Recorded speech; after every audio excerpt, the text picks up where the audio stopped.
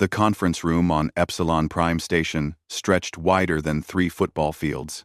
Tall windows showed the stars beyond, and in the center, representatives from 47 different alien species sat in their designated seats. Some looked like insects. Others resembled crystals that glowed with inner light. A few were reptilian, with scales that shifted colors as they moved. Ambassador Jake Morrison stood at the speaking platform, his hands resting on the smooth surface.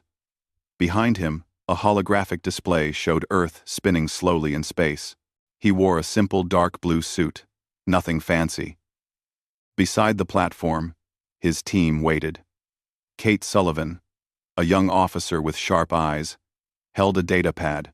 Ben Harris, an older man with gray hair, watched the aliens carefully. Jake cleared his throat. "Thank you for allowing Earth to present our case for council membership today."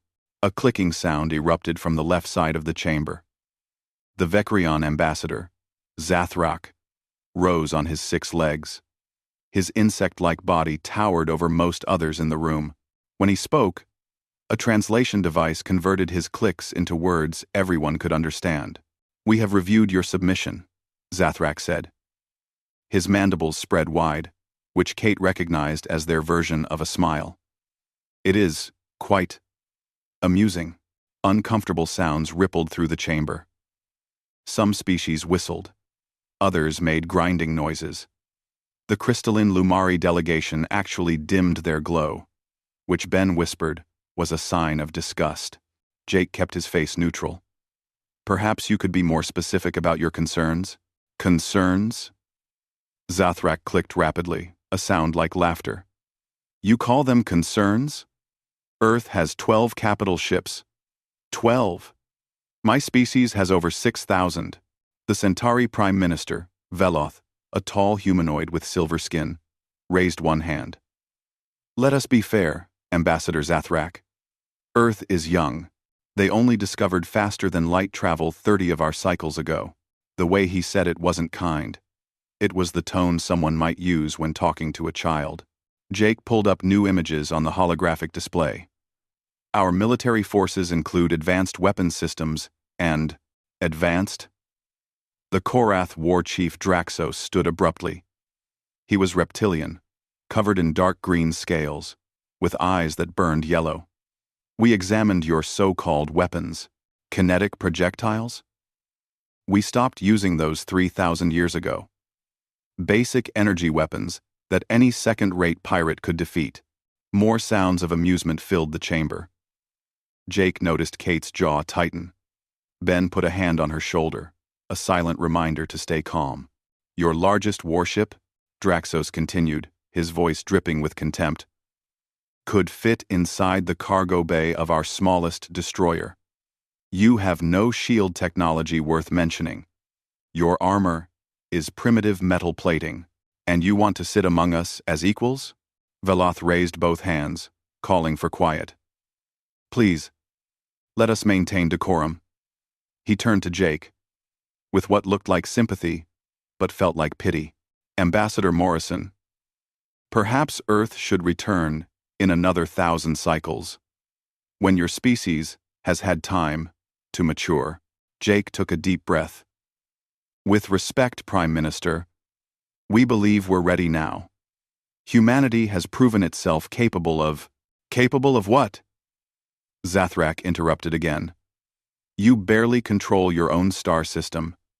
You have a handful of colonies on nearby planets. Some mining operations in your asteroid belt. This is not the resume of a council species." The voting commenced quickly after that. Each delegation signaled their decision. Red lights appeared on the display board, one after another. Not a single green light showed support for Earth's membership. "The vote is unanimous," Veloth announced. "Earth's application for Galactic Council membership is denied." Kate looked at Jake, her expression asking if they should protest. He shook his head slightly. Veloth continued reading from the official record. "Species lacks credibility as a sovereign entity. Military capacity assessed as negligible. Threat assessment 0. He paused. EO. Sentin, Allo. Self. Allo. Self. CEO. Allo. Perhaps we can revisit this matter in the future, when Earth has developed further. 0. They had rated humanity as zero threat. Jake gathered his materials slowly. The Council's decision is noted and accepted. Earth will return to our space. As the three humans walked through the station's corridors toward their ship, they passed groups of alien delegates. Most ignored them. Some pointed and made sounds that needed no translation to understand as mockery. Then they heard Zathrak's voice from a nearby lounge area. He was speaking with several other ambassadors, including Draxos. "Can you imagine?" Zathrak was saying. Those soft primates actually thought they belonged here, standing beside civilizations that have spanned the galaxy for millennia. "Their ships are toys," Draxos added. "Pretty toys, but toys nonetheless. They would not survive a single engagement with even the weakest pirate clan. One battle, and their entire fleet would be debris. Someone should tell them to stay in their little corner of space," another voice chimed in.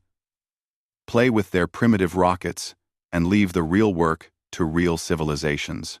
The group made their species' version of laughter. The sounds echoed off the metal walls. Kate's face flushed red. Her hand moved toward her pocket, where Jake knew she kept a recording device. He nodded slightly. "Yes. Record everything." Ben pulled out his communication device and typed a message with quick, practiced movements. Jake knew it was encrypted. Headed straight back to Earth through the quantum communication network. They reached their ship without incident. It was a small diplomatic vessel, sleek but unremarkable compared to the massive alien cruisers docked nearby. Once inside, they sealed the airlock. "Those arrogant," Kate started. "Careful," Ben interrupted. "Sensors might still be listening." Jake sat in the pilot's chair and initiated the departure sequence. The ship hummed to life around them. Set course for Earth. Standard speed. "No rush." "No rush?"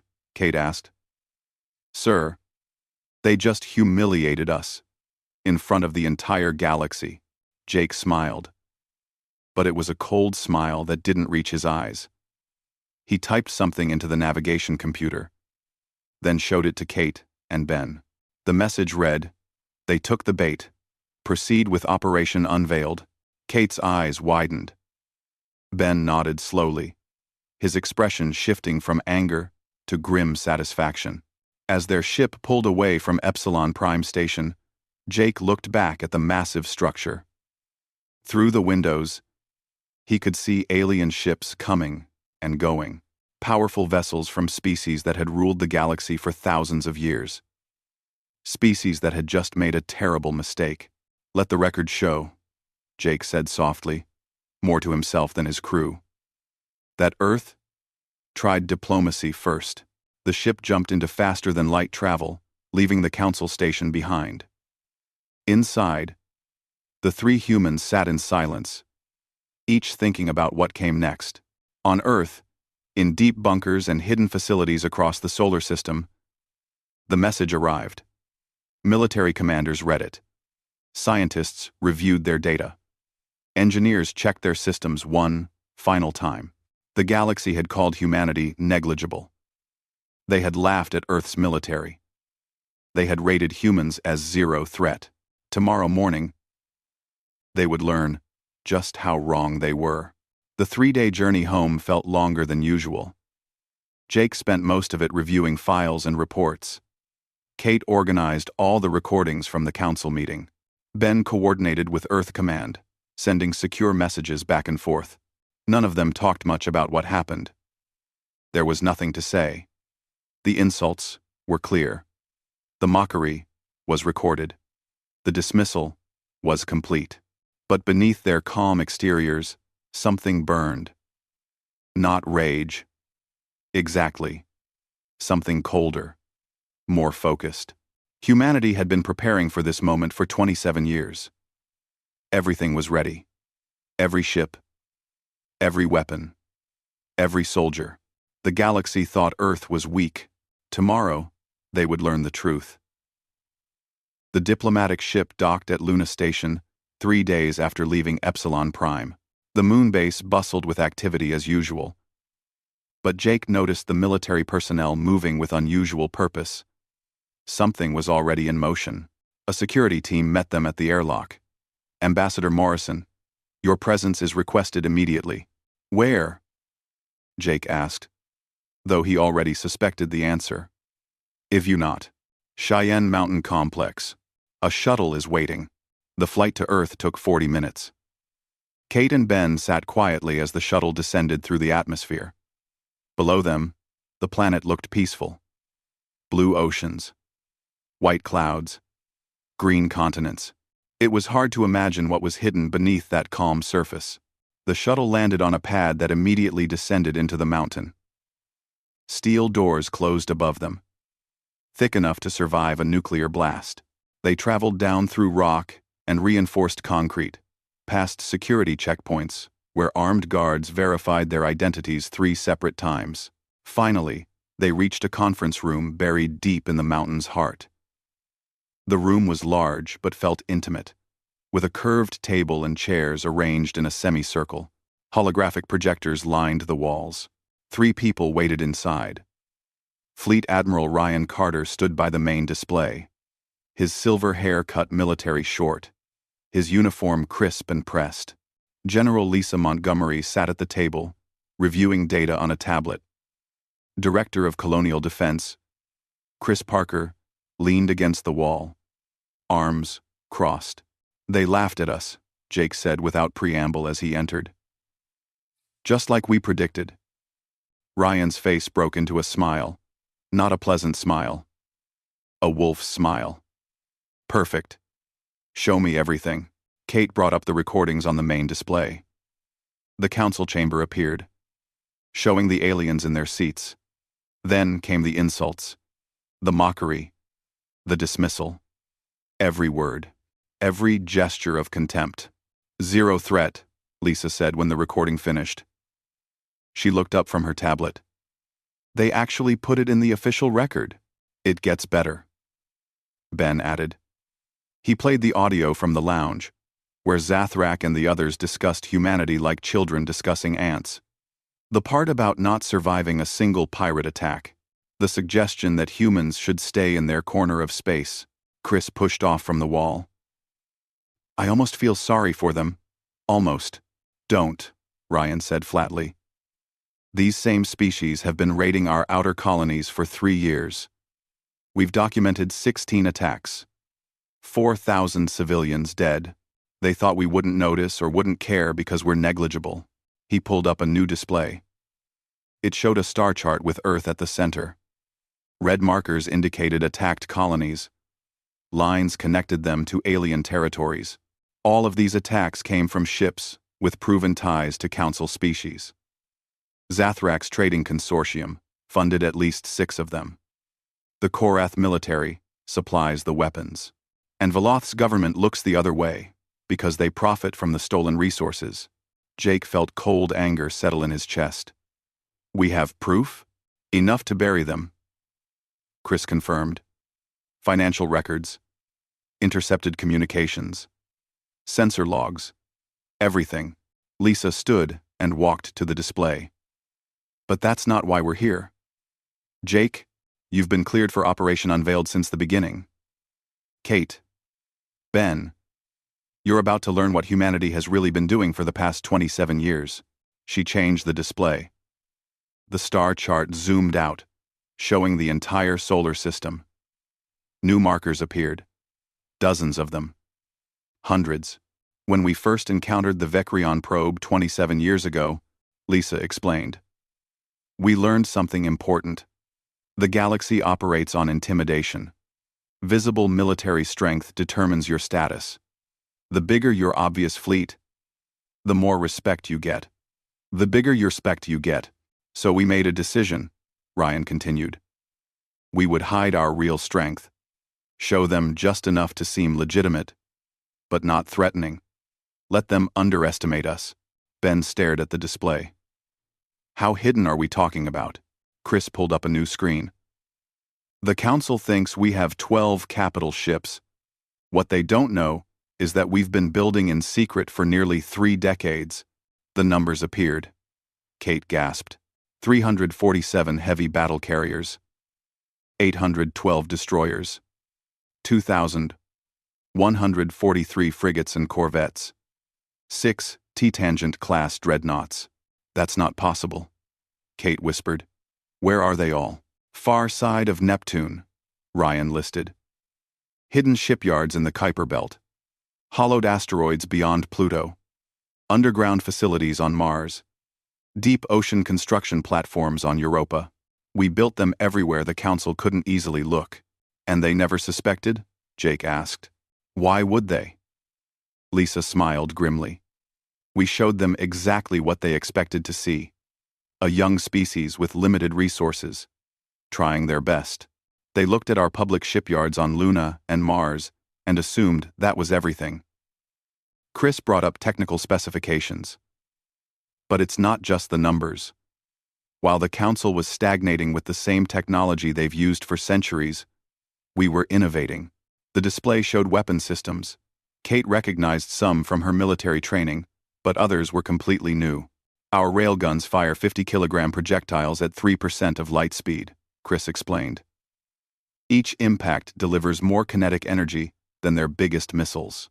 Their shields are designed to disperse energy beams. They're not optimized for kinetic weapons moving that fast. Our particle beam weapons operate on frequencies they've never encountered, Lisa added. Their shields won't even slow them down. And our missiles aren't dumb projectiles. They have artificial intelligence cores that can make tactical decisions faster than any organic pilot. Ryan pulled up comparison charts. Their antimatter reactors are powerful but unstable. Our fusion designs are 30% more efficient and infinitely safer. They use shields that drain enormous amounts of power. We developed reactive armor plating that's lighter and more effective without the power cost. But the real advantage, Lisa said quietly, is experience. They've had peace for 3,000 years. We've had peace for 30. We remember war. We study it. We train for it constantly. Every officer in our fleet has run combat simulations against every known alien species. We know their tactics, their weaknesses, their blind spots.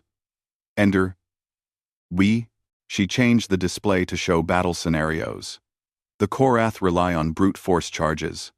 The Vecreon use swarm tactics. The Centauri prefer long-range engagements. We've developed counters for all of them. Jake felt something shift in his understanding of the situation. This was always the plan. Let them reject us. Let them mock us. Then show them the truth. Not just show them, Ryan corrected. We're going to demonstrate exactly what humanity can do when we stop pretending to be weak. Kate finally found her voice. When? Tomorrow morning, Lisa answered. The Council convenes for their regular session. Most of the delegates are still on Epsilon Prime. They'll wake up to find our fleets surrounding the station. All of them? Ben asked. Not all, Ryan said. We're only sending about a third of our total forces. Enough to make the point. The rest are securing our colonies and dealing with those pirates who thought humans were easy prey. Chris smiled coldly.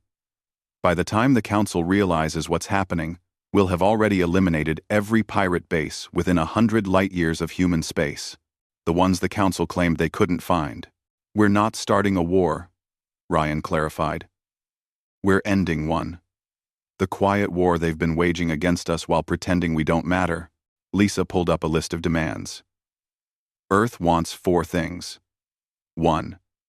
Immediate investigation of Council-sponsored piracy with full transparency. 2. Reparations for the families who died and the colonies that were damaged. 3. Formal apology for yesterday's mockery. 4. Immediate reconsideration of our membership application, based on merit, not prejudice. And if they refuse? Jake asked. Ryan's expression hardened. Then we make it clear that the Council is irrelevant. We'll defend ourselves and anyone else who asks for help. We'll do it better than they ever could. HFY and we'll let every species in the galaxy know that the Council is nothing but talk." The room fell silent as everyone absorbed the magnitude of what was about to happen. Humanity was about to announce itself to the galaxy in a way that could never be ignored or dismissed. "Commander Kyle Bradford is leading the operation," Lisa said. "He's already in position with the Indomitable and the first battle group. The rest of the fleets are making their final jumps now." Kate looked at the display showing hundreds of ships preparing to move. "The galaxy is going to change tomorrow." "It already has," Jake said softly. "They just don't know it yet." Ambassador Zathrak woke to an insistent buzzing from his communication panel. His quarters on Epsilon Prime Station were comfortable, designed for Vecreon physiology, with surfaces for climbing and proper temperature controls. He had been sleeping in his species' traditional position, suspended from the ceiling by his rear legs. The buzzing continued. Irritated, Zathrak dropped to the floor and activated the panel with one claw. "This better be important." His security chief's face appeared on the screen, all of his mandibles quivering with what Zathrak recognized as fear. "Ambassador, you need to come to the command center immediately." "It's the middle of my rest cycle," Zathrak clicked angrily. "Can this not wait?" "No, Ambassador. It cannot wait. Please, just come. You need to see this." Something in his security chief's tone made Zathrak's antennae twitch. He dressed quickly and scuttled through the station corridors. Other delegates were emerging from their quarters too, all looking confused and alarmed. Whatever was happening, it was affecting everyone. The command center was chaos when Zathrak arrived. Station personnel ran between consoles. Alarm lights flashed. Veloth stood in the center of the room, his silver skin somehow looking pale. Draxos was there too, his reptilian features frozen in an expression Zathrak had never seen on the war chief's face before. Fear. "What is happening?" Zathrak demanded. The station commander, a four-armed Talaxian, gestured at the main view screen with all his hands. "See for yourself, Ambassador." Imony, the screen showed space around Epsilon Prime. Except it wasn't empty space anymore. Ships, hundreds of ships. More ships than Zathrak had ever seen in one place. They filled the viewing area in perfect geometric formations, their hulls dark and angular, bristling with weapons that looked disturbingly efficient. "Those are human ships," Zathrak said, his translation device struggling to keep up with his rapid clicking. "Yes, Ambassador," the commander confirmed.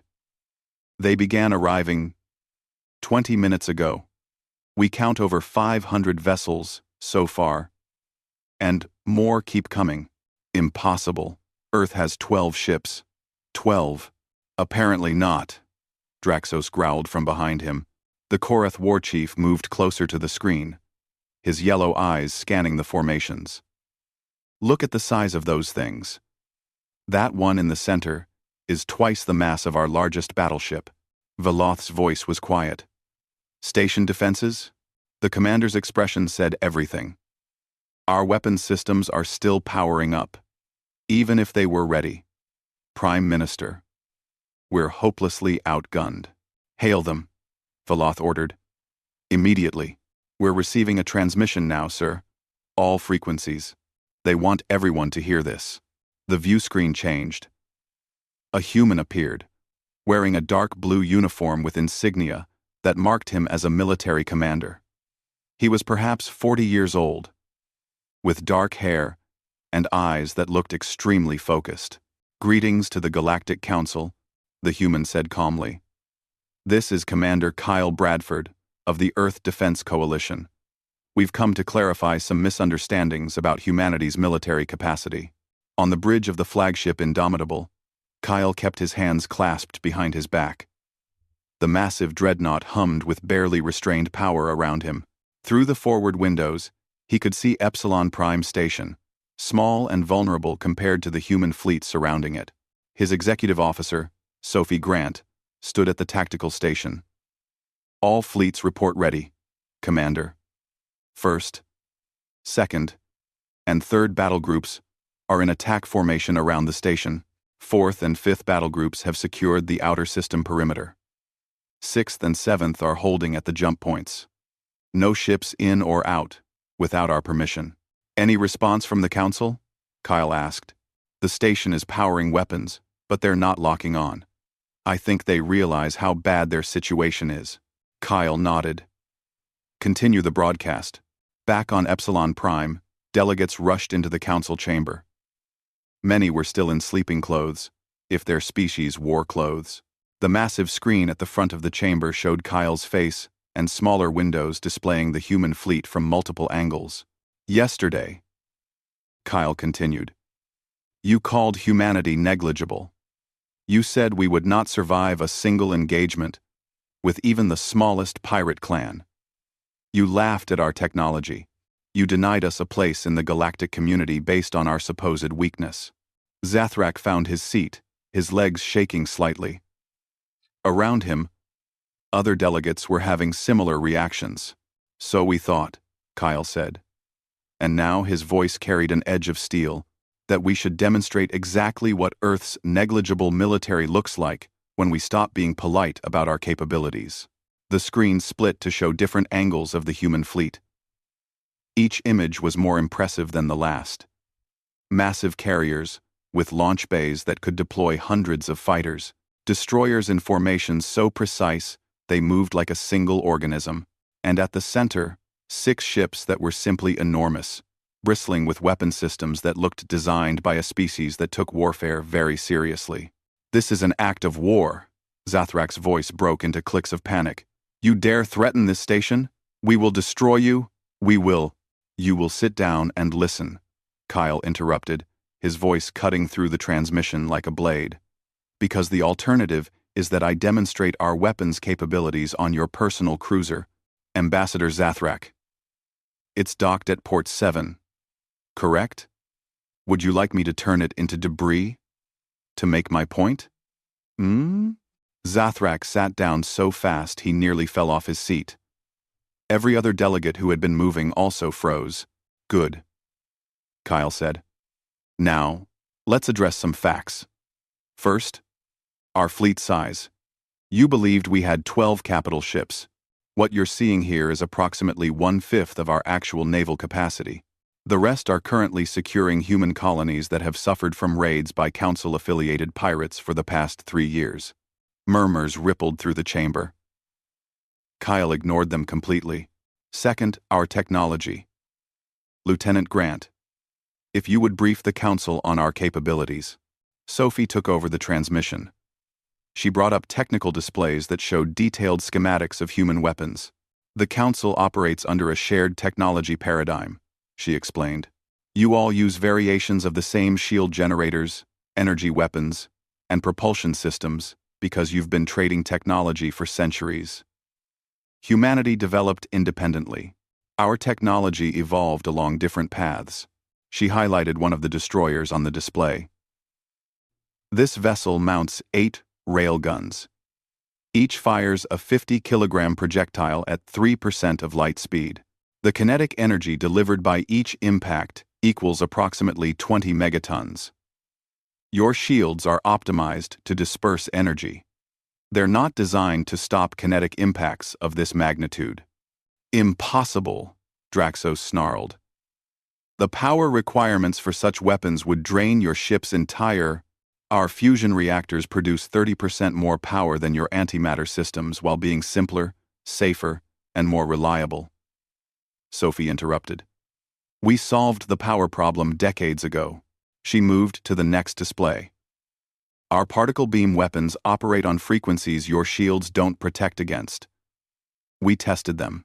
Your defensive systems won't even register them as threats until they're already cutting through your hulls. Veloth stood slowly. How long have you been preparing this? Kyle took back control of the broadcast. 27 years. Since we first encountered your probe, we realized immediately that the galaxy respected strength. So we made a choice. We would show you what you expected to see while we built what we actually needed. You deceived us, Veloth said. We gave you every opportunity to treat us fairly, Kyle corrected.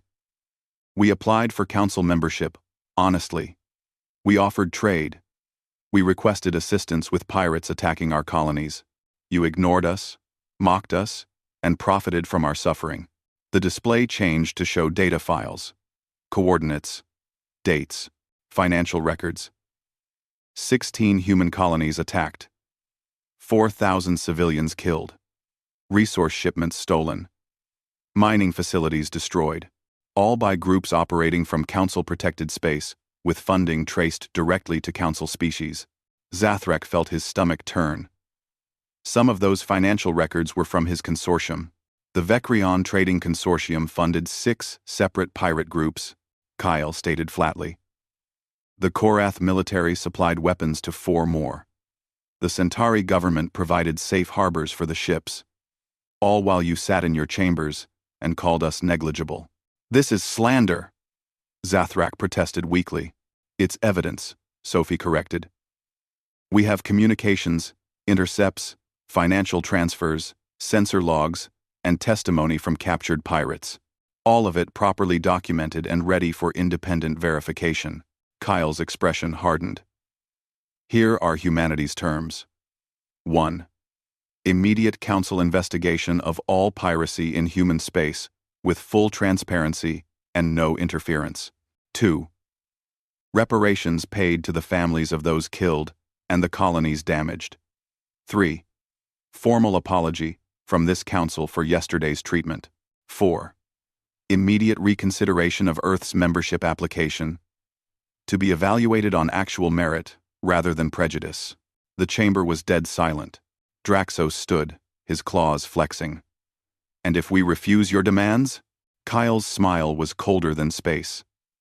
Then, we demonstrate that the Council is irrelevant, that your protection is worthless, that your promises are empty. We'll defend ourselves and anyone else who asks for our help. And we'll do it better than you ever could. The silence in the Council chamber stretched for nearly a full minute. Delegates looked at each other, at the screens showing the human fleet, at their own hands or claws or tentacles. Nobody wanted to be the first to speak. Finally, Veloth cleared his throat. Commander Bradford, may I suggest that threats are not the best way to begin diplomatic negotiations?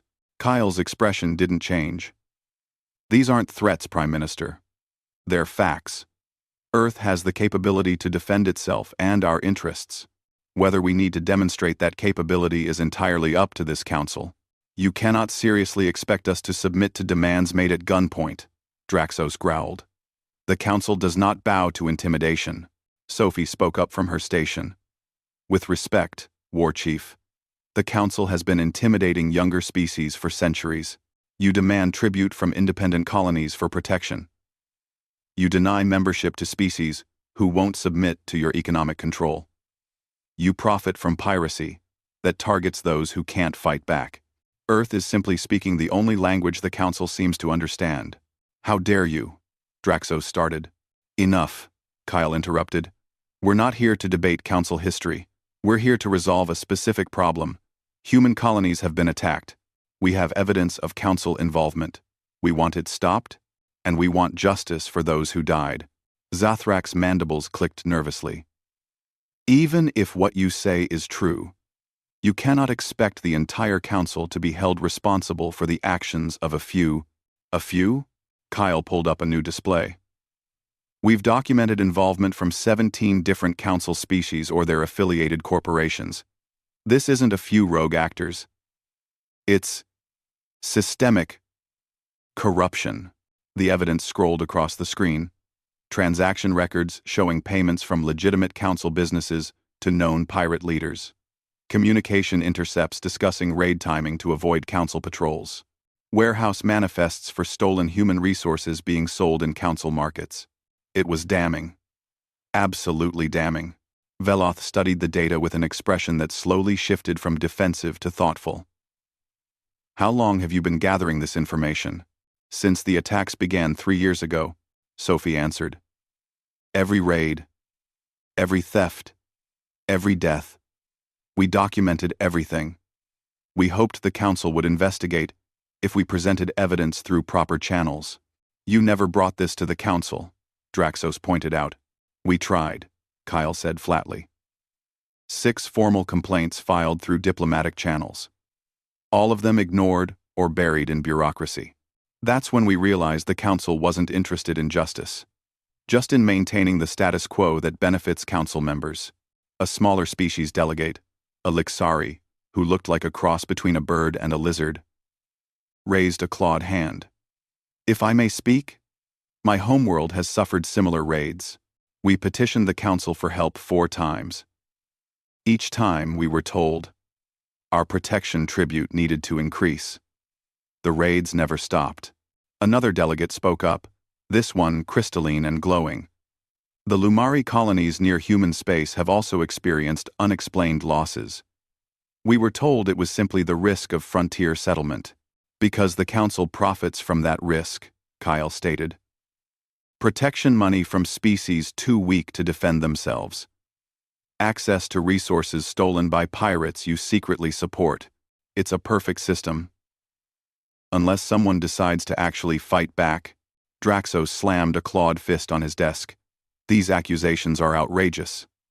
The Korath military would never. The Korath military supplied Z-class plasma rifles to the Red Star clan. Sophie interrupted, pulling up a specific file. We have the serial numbers. We recovered them from pirates who attacked the mining colony on Titan's Hope. 17 miners died in that raid. Would you like me to show you the purchase orders that trace back to a Korath military depot? Draxos's mouth snapped shut. Kyle let the silence hang for a moment before continuing. We don't want war. We want accountability. Some of you in this chamber are guilty of direct involvement in attacks on human civilians. Others looked the other way. Some genuinely didn't know. But all of you are responsible for a system that allowed this to happen. He gestured at the screens showing the human fleet. This is not an invasion force. It's a statement. Humanity will not be ignored anymore. We will not be mocked, and we will not allow our people to be killed while the galaxy's so-called peacekeepers profit from their deaths. Veloth rose from his seat and walked slowly to the center of the chamber. For a long moment, he simply stood there, looking at the evidence displayed on the screens. Then he did something that surprised everyone in the room. He laughed, not mockery this time. It was genuine laughter, tinged with what sounded like respect, and perhaps a bit of embarrassment. Well played, humanity, he said, turning to face Kyle's image. Exceptionally well played. He looked around the chamber at the other delegates. For 3,000 years, the Council has maintained galactic peace. But we became comfortable, complacent. We stopped questioning our own systems. We stopped innovating. We stopped caring about whether our actions were just, only whether they maintained our power. Zathrak started to protest, but Veloth silenced him with a raised hand. And yes, Veloth continued, his gaze hardening as he looked at Zathrak. Some of us profited from the suffering of those we deemed unworthy of protection. The Vecreon delegation will be investigated first. I think. Your trading consortium has been suspiciously profitable in sectors where piracy runs rampant. Zathrak's mandibles clicked in protest, but no words came out. Veloth turned back to Kyle's image. Earth has demonstrated something we forgot. That true strength comes not from the size of your fleet. Though yours is impressive, it comes from the will to use that fleet wisely, from the ingenuity to innovate beyond established norms, from the courage to stand before greater powers and demand to be treated with respect. He paused, seeming to come to a decision. The Centauri delegation accepts all of Earth's terms. We will pay our share of reparations. We will cooperate with investigations. We will issue a formal apology.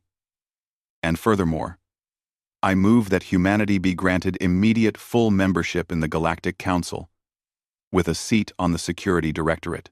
The chamber erupted in sounds of shock and protest from some delegates. Others remained silent, calculating. This is unprecedented, Draxos roared. You cannot simply, I can and I am, Veloth interrupted firmly. We have a species that has proven military capability, diplomatic restraint, and a commitment to protecting their people. Those are exactly the qualities we claim to value in council members. Or are you suggesting we only value those qualities when they come from species we consider properly subservient? The Lixari delegate spoke again. The Lixari Union supports this motion. If humanity is willing to share their defensive technologies, we would be interested in mutual protection agreements. The Lumari Collective also supports this motion, the crystalline delegate added. Though we request that Earth consider carefully the responsibilities of council membership. The power you have displayed today could easily become tyranny, if misused. Kyle nodded at that. We're aware. Earth seeks partnership, not dominance. We're willing to share our defensive technologies with species who need them. We're willing to help patrol trade routes and eliminate piracy. But we will not submit to a system that profits from injustice. Sophie pulled up a new display. Speaking of which, our 7th Battle Group is currently engaging pirate bases in the Kepler sector. We've destroyed 4 installations so far. The pirates we've captured are very talkative about their council sponsors when faced with actual consequences. You're conducting military operations in council space without authorization, Zathrak protested. We're eliminating threats to human colonies, Kyle corrected. The same threats the council claimed they couldn't locate, despite having the exact same sensor data we used to find them. It's amazing what you can accomplish when you actually try. Veloth called for a formal vote. All delegates in favor of granting Earth immediate, full council membership with security directorate status. The voting lights appeared on the display board. Green lights began to illuminate. More than half the chamber. Not everyone. 7 delegations abstained. 3 voted against, including the Korath and Vekrion. But the majority was clear. The motion carries, Veloth announced. Earth is hereby granted full membership in the Galactic Council. On the Indomitable's bridge, Sophie looked at Kyle with surprise. We did it? We did, Kyle confirmed. Then he activated the communication system again. Epsilon Prime, this is Commander Bradford. Earth accepts the Council's decision. However, our 7th Battle Group will remain deployed in the outer system until the investigation into piracy is complete and reparations are paid. A sensible precaution, Veloth agreed. We will begin the investigation immediately. Kyle cut the transmission and turned to Sophie. Send a message to Admiral Carter. Mission accomplished. Humanity has a seat at the table. 3 days after the fleet's arrival at Epsilon Prime, Ambassador Jake Morrison returned to the station. This time, no one laughed. No one made clicking sounds of amusement. Delegates who passed him in the corridors nodded respectfully or moved aside to let him pass. The council chamber looked the same, but everything felt different. Jake walked to the front, where a new seat had been added to the high table. The human seat. His seat, now. Veloth stood as Jake entered. Counselor Morrison, welcome to the Galactic Council. We look forward to working with Earth to ensure security and prosperity for all species. Thank you, Prime Minister, Jake replied, taking his seat for the first time. The chair felt solid beneath him. Real, he glanced around the chamber, meeting the eyes of delegates who had dismissed humanity just days before. Some looked angry. Others appeared calculating, already trying to figure out how to benefit from the new power structure. A few, like the Lixari delegate, seemed hopeful.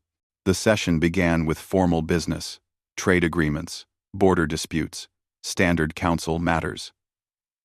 Jake listened carefully, learning the rhythms of how the council operated. It was fascinating and frustrating in equal measure.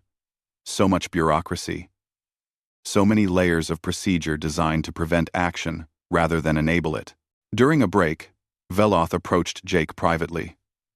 I hope you understand that not everyone is pleased with recent developments. I noticed, Jake said dryly. Draxos looks like he wants to challenge me to single combat.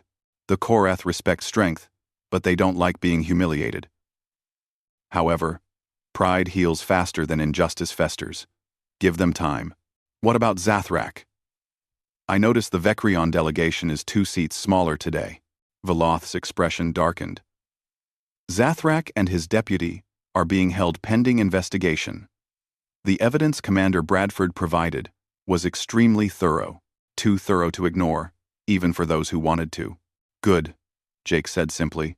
The Centauri have also begun internal investigations, Veloth continued. It appears my government was more involved in questionable activities than I realized. Some very prominent officials will be facing charges. That couldn't have been easy to admit. No, Veloth agreed. But Earth demonstrated something important. You had the power to simply destroy everyone you believed guilty. Instead, you demanded justice through proper channels. That restraint matters. It's why I supported your membership. Back on Earth, in the Situation Room beneath Cheyenne Mountain, Admiral Ryan Carter reviewed reports with General Lisa Montgomery and Director Chris Parker. The mood was cautiously optimistic. The pirate situation is resolving faster than projected, Lisa reported. 7th Battle Group has cleared the Kepler sector completely. 8th and 9th groups are working through the outer rim. We're finding bases, the Council claimed, didn't exist. Any resistance? Ryan asked. Some. The Red Star clan tried to fight. It lasted 4 minutes. Word is spreading that attacking human targets is now the fastest way to get obliterated. Chris pulled up diplomatic reports. We're getting requests from 17 non-council species asking for protection agreements. They saw what we did and want similar arrangements. Which ones look legitimate? Ryan asked. About half. The others are trying to play us against the council for better deals. Standard. Political maneuvering. Forward the legitimate requests to Jake. Let him handle it through proper council channels now. That's what we have membership for. Lisa brought up fleet deployments. We're still keeping 70% of our actual forces hidden. The council thinks they've seen our full strength. They haven't. Good, Ryan confirmed. The respect we earned is based partially on fear. That fear is based on uncertainty. Let them wonder what else we're hiding. Are we hiding anything else? Chris asked with a slight smile. Ryan's expression was unreadable. That's classified. Back on Epsilon Prime, the council session resumed. This time, the topic was more relevant to Earth's interests. A proposal to establish joint patrol routes in neutral space to combat piracy.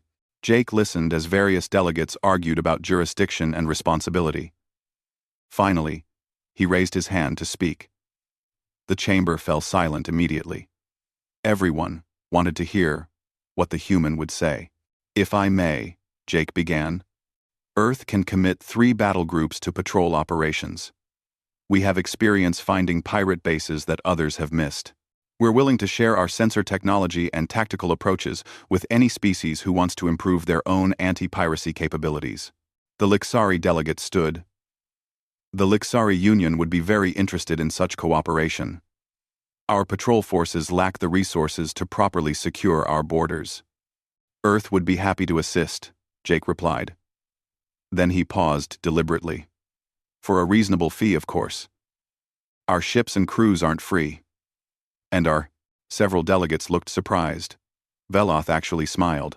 A refreshingly honest approach, Veloth noted. The Council has long pretended our protection services were pure altruism. Earth acknowledges the economic reality. We believe in fair exchange, Jake said.